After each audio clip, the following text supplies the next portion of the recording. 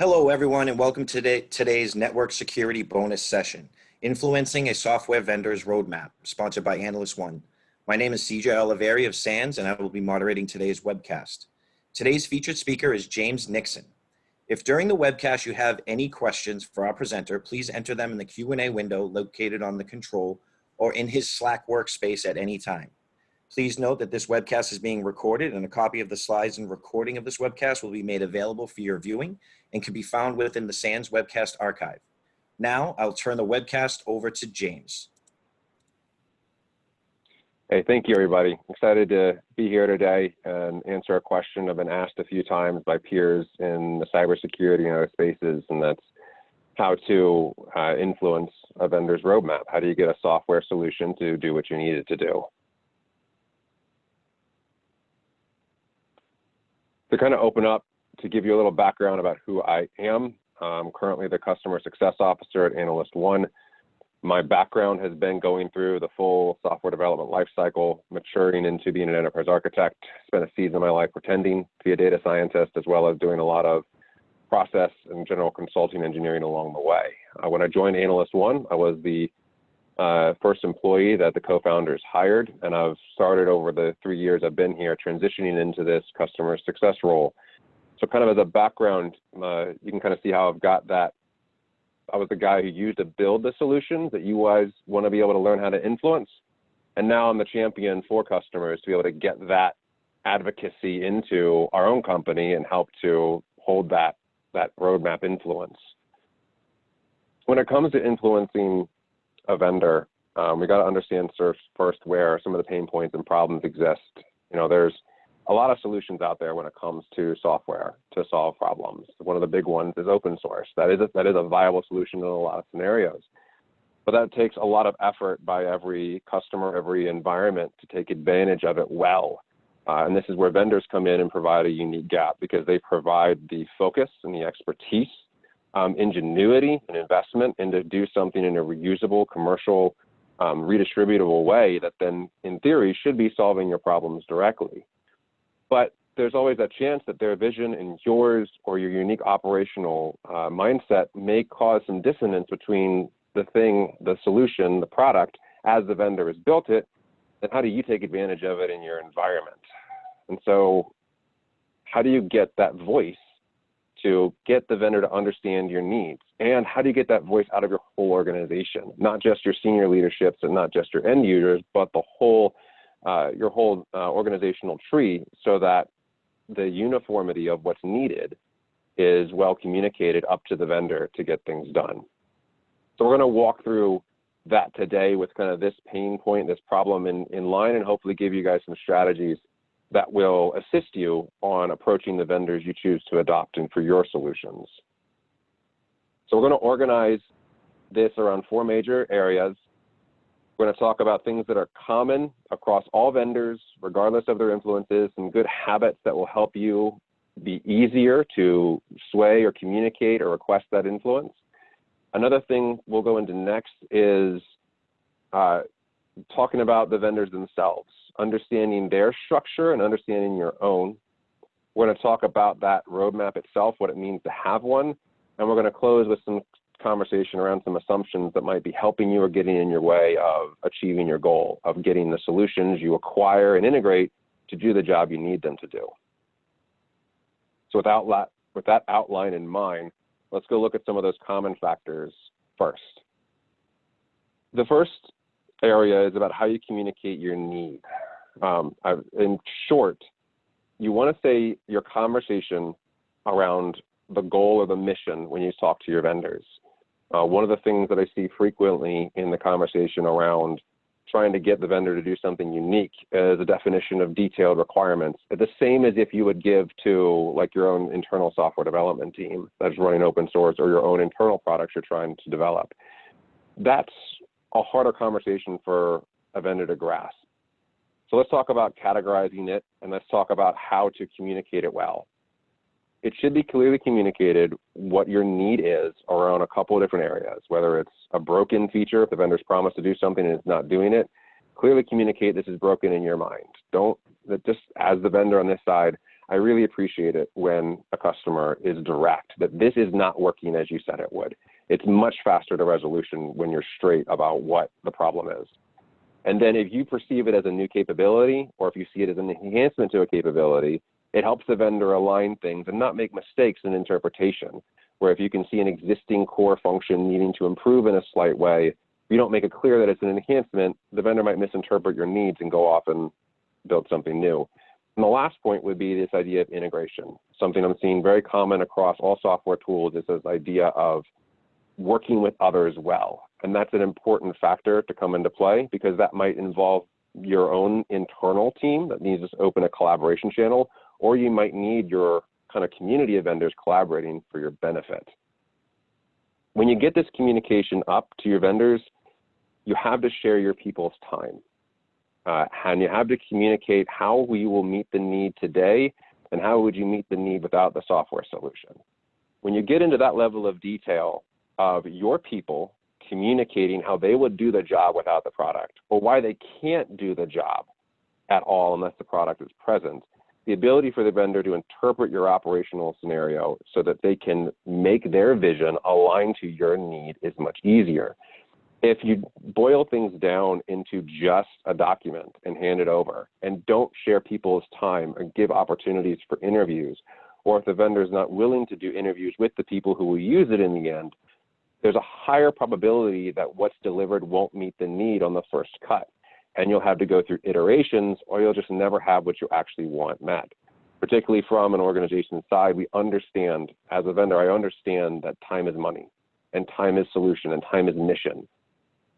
But for me to understand what you need, I need to talk to the people who it affects well. And this last point goes back to what I first said. Focus on defining what the problem is, the need that needs solved. Verify their design and their process, make them give you feedback on, hey, I want to know what you're thinking here. Please show me how you think the solution will look in the end. Give us a vision. This is you speaking to the vendor. Ask the vendor for their vision before they go off and do the enhancement you're asking for, but don't give them that detailed document explaining exactly what they want to do. You're going to put yourself in a scenario, if you go too detailed, to where the vendor is going to make a yes-no decision on what you wrote down instead of understanding what the problem is and then letting their creativity and their ingenuity come up with something that fits the framework of the product you've already acquired. Now let's talk about justifying the need. It all comes down to time, the outcome you want, and the quality. So time is probably the easiest factor to communicate about why something needs to get changed in a solution. Does it save your people time? Does it save processing time? Is it faster to get to a solution? If you can justify how the request makes something faster, more efficient, then you're going to be easier to justify it to your vendors, because they're going to be able to more easily see how it will benefit their whole community. And honestly, it's the easiest metric that we can communicate out about how we're saving your people time, which gives them back resources to do usually a variety of other tasks that you would like them to have time for.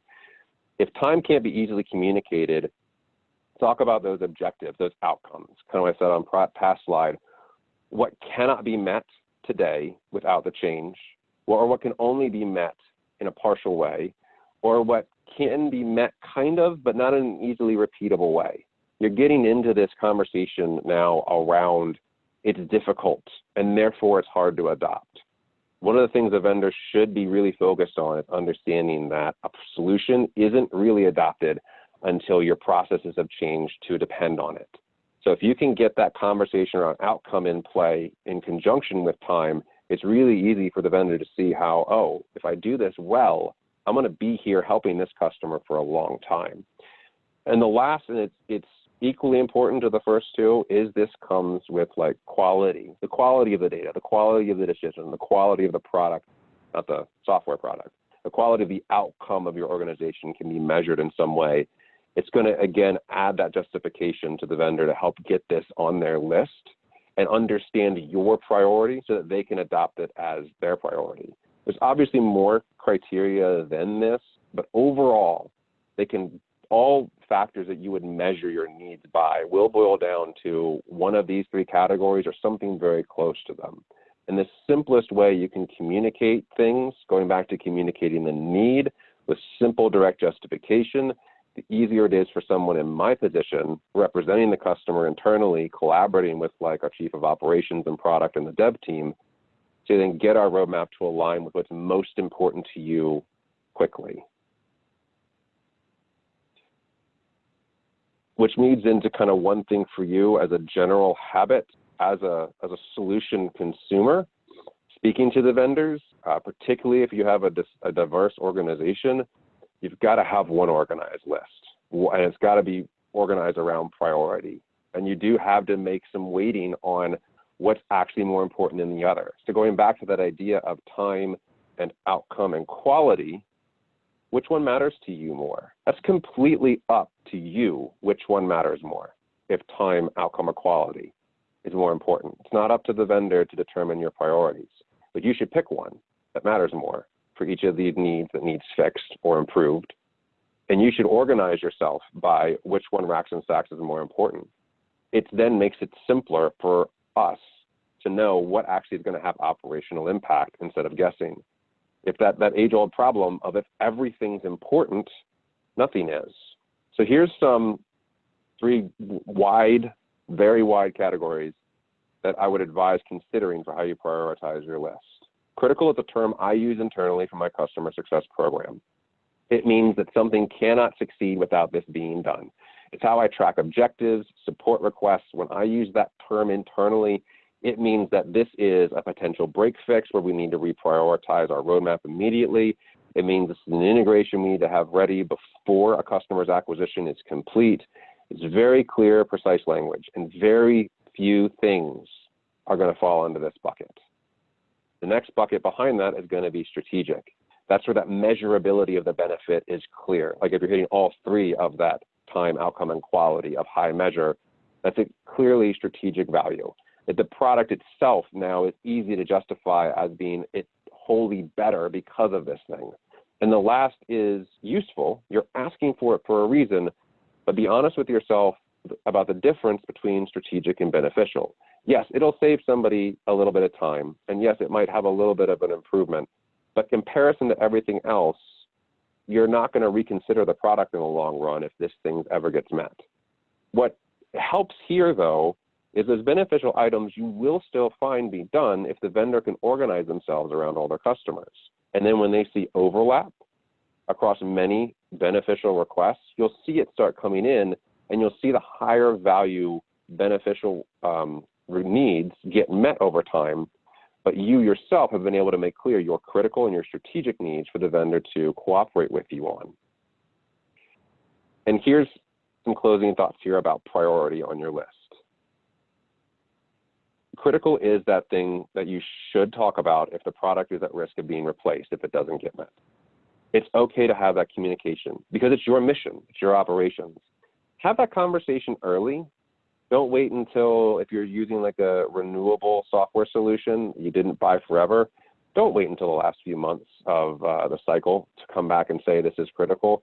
Communicate it early and hold your line that if it's critical, that it needs to be there.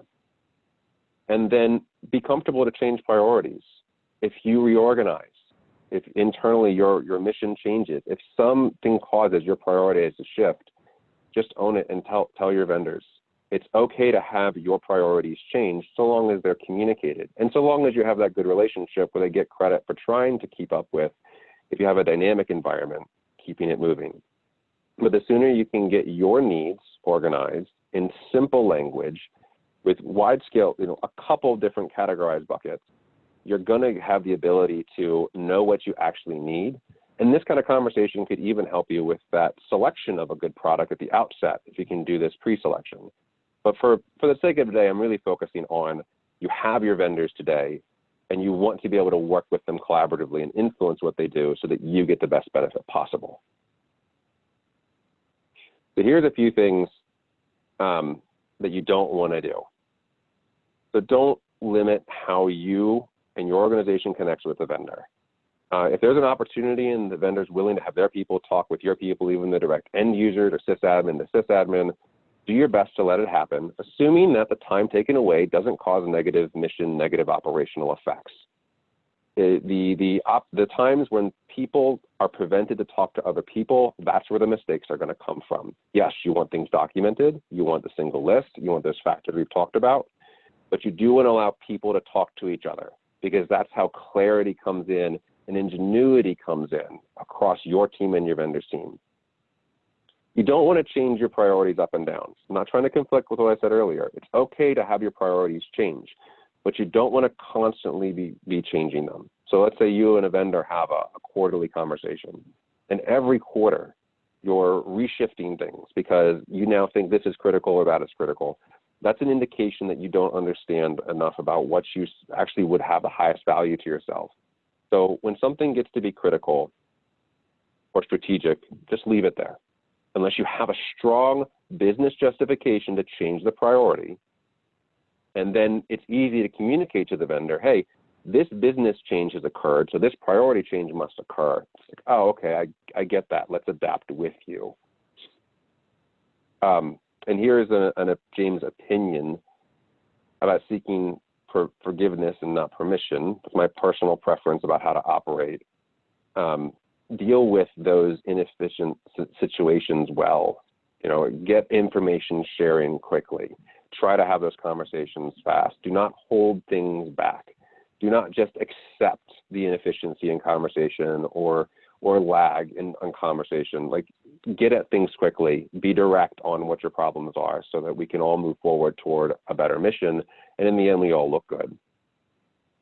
Because we do want you to succeed, because we can't succeed unless you do.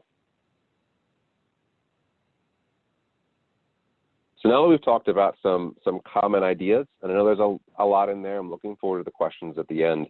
We want to talk about how the vendor structure is going to change how you engage with them. So to keep all that in mind, you have a single list, you have your priorities, they are yours and they're allowed to be yours. You have your criteria that you're measuring your priorities by, and you're communicating the need, the business justification, the problem that's being solved, not just the nitty-gritty details.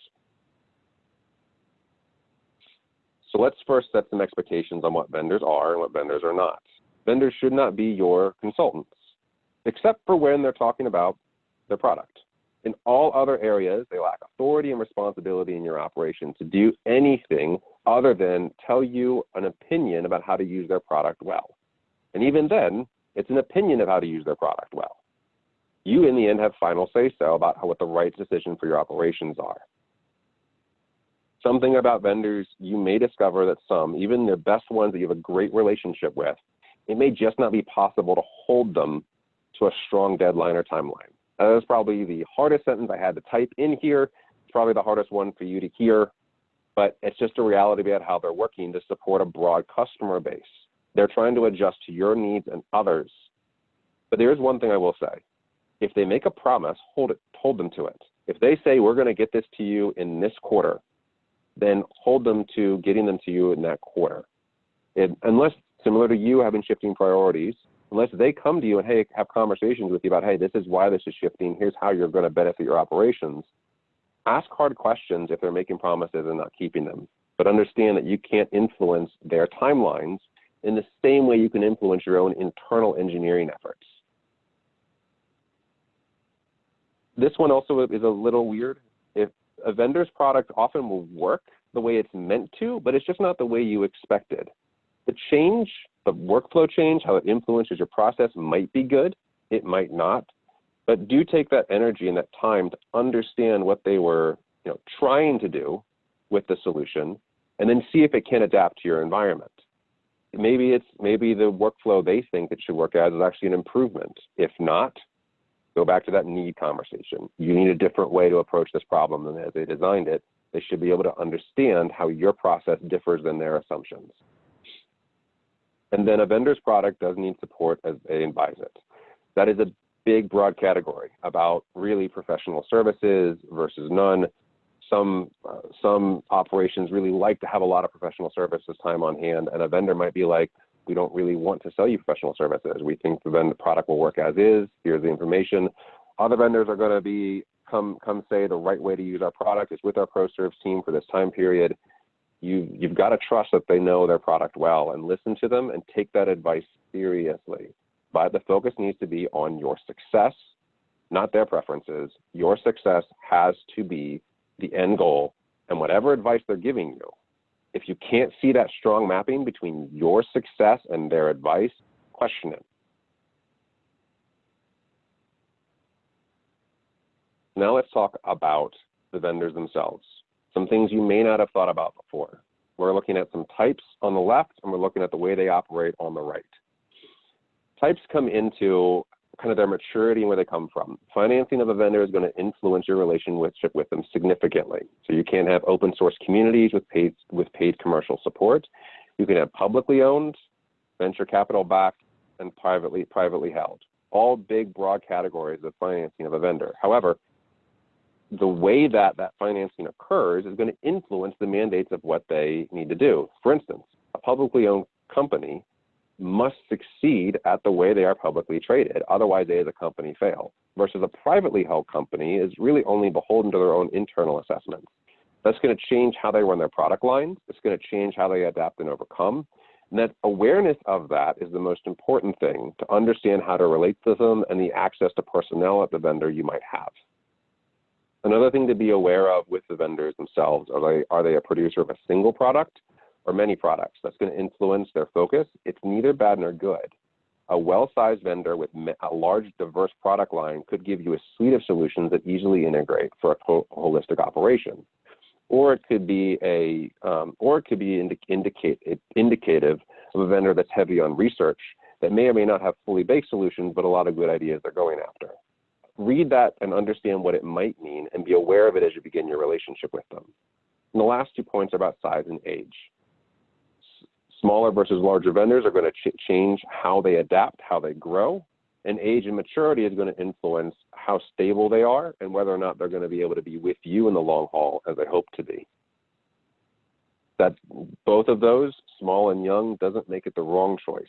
As someone a few years into really helping something grow, I can say with confidence, we've been able to be the example of small and young succeed.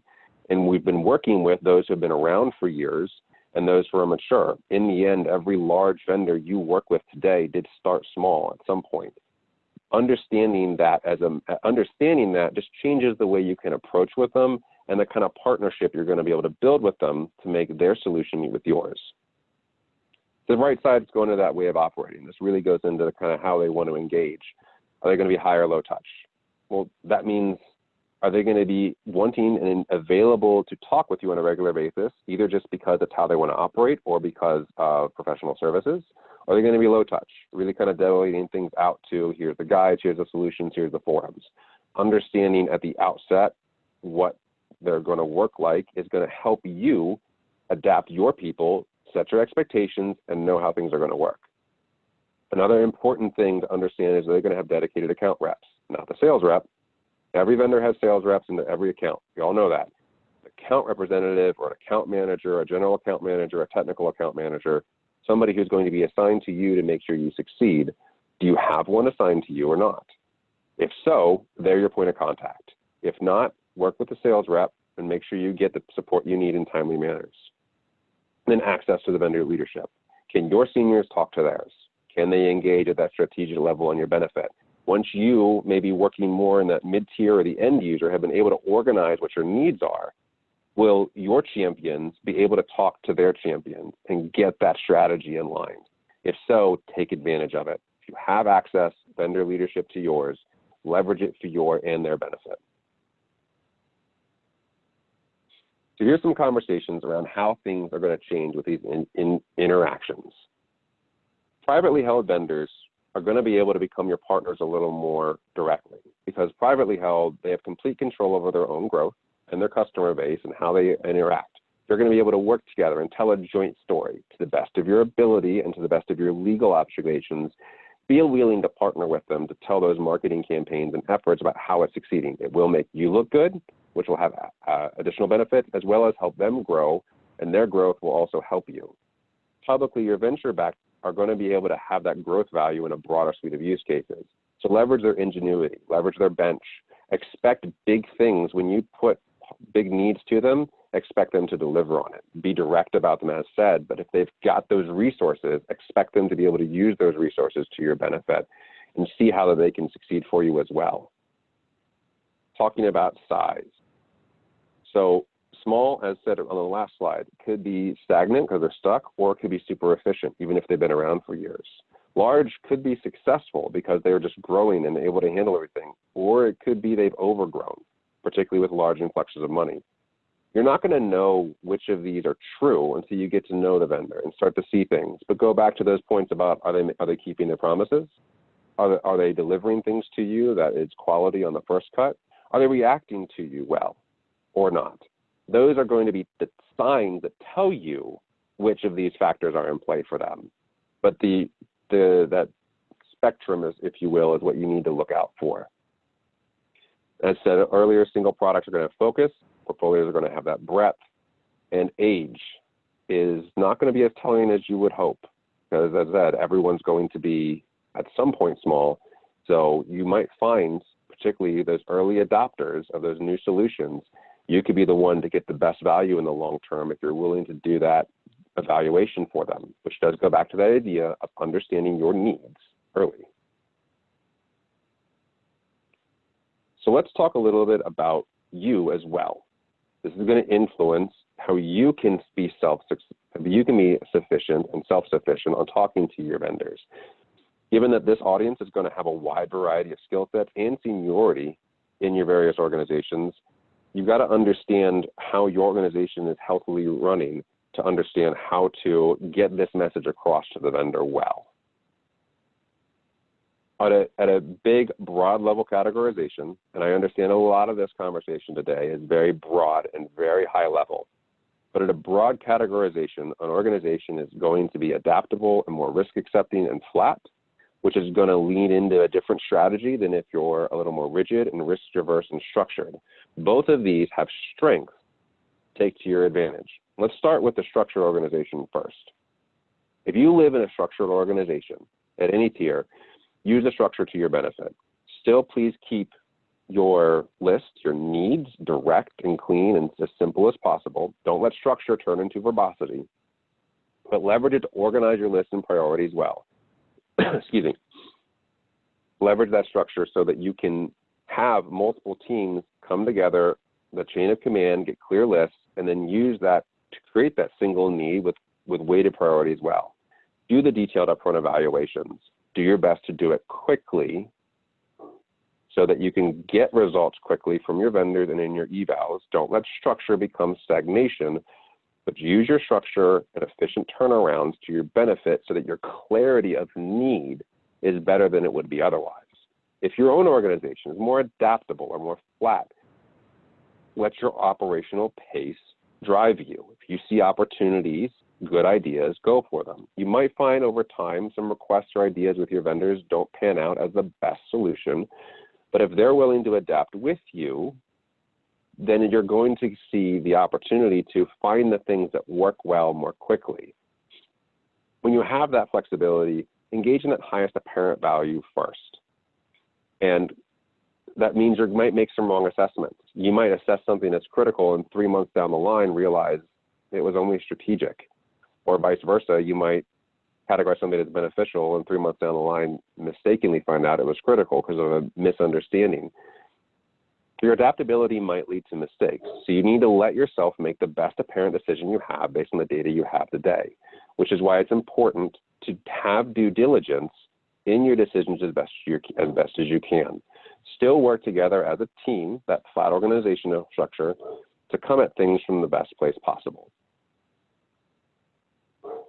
So with these ideas in mind, I think what you'll find is there's a way for every organization to work with almost every vendor well, to get to that point of maturity where the organization is able to speak intelligently about their needs and get their needs communicated well to a vendor, as well as the vendor be able to respond to it, because you're speaking at the need level, you're speaking at the measurable factors such as time, the outcome, or quality, and you're maintaining a prioritized list that is your priorities. And then you're making it clear to the vendor so that hopefully they will be able to influence things internally. There's a lot about how a vendor can work on the inside that I haven't gone over today. I'd welcome questions about it.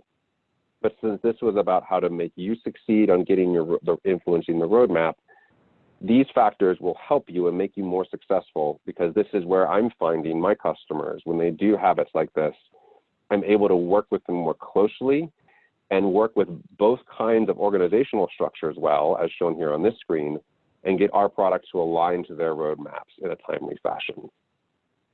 So with that, we're at the point where we can open up and have some conversation from the audience. So we'll go ahead and pause, and I'll hand things back over for questions. Thanks, James. I actually do have a question here. How do you evaluate or learn about your vendor's culture, or does it matter? Okay. Your vendor's culture does matter and doesn't matter. I'm not trying to be complicated. In the end, if the vendor delivers you a software product that works in a timely fashion and they're adapting to your needs, how they're working internally to get that done should not matter to you. So long as the cost is right and your operations are met, other factors should be potentially ignored. What you should be aware of is if you start become aware of vendor health, like they're supporting their staff and how their staff has a voice, or vendor unhealth, it's not your place to get involved, but it is something simply to be aware of if you see those signs, and then be cognizant of it. Because in the end, if you see signs toward a healthy vendor, but they still don't deliver, it doesn't matter that they're a healthy organization if you're not getting your operation met. Vice versa, if they seem unhealthy, but your operation is being met, that solution's still working for you. At least that's my opinion. I'm welcome to a different conversation on that. I'm welcome to input to the contrary, but at least that's how we measure ourselves. I feel our company has a very healthy culture, but in the end, we measure ourselves by, are we going to meet our customers' needs or not? And that simplifies our whole operation down and the relationship with them, and that makes that relationship healthy. The health you should be looking for is your relationship with your vendors healthy or not? That's what matters more, in my opinion.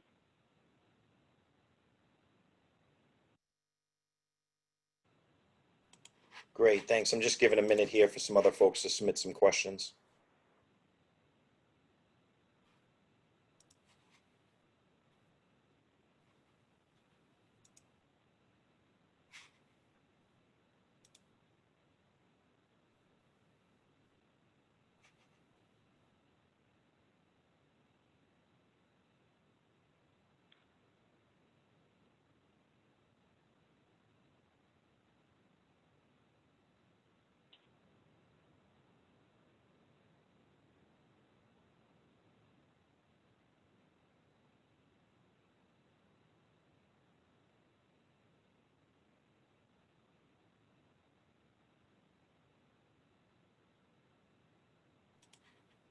Okay, so at this point, it looks like that's all we have the time for today.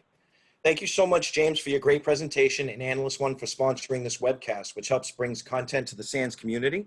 To our audience, we greatly appreciate you listening in. For a schedule of all upcoming and archived SANS webcasts, including this one, please visit sans.org/webcast. Until next time, take care, and we hope to have you back again for the next network security bonus session.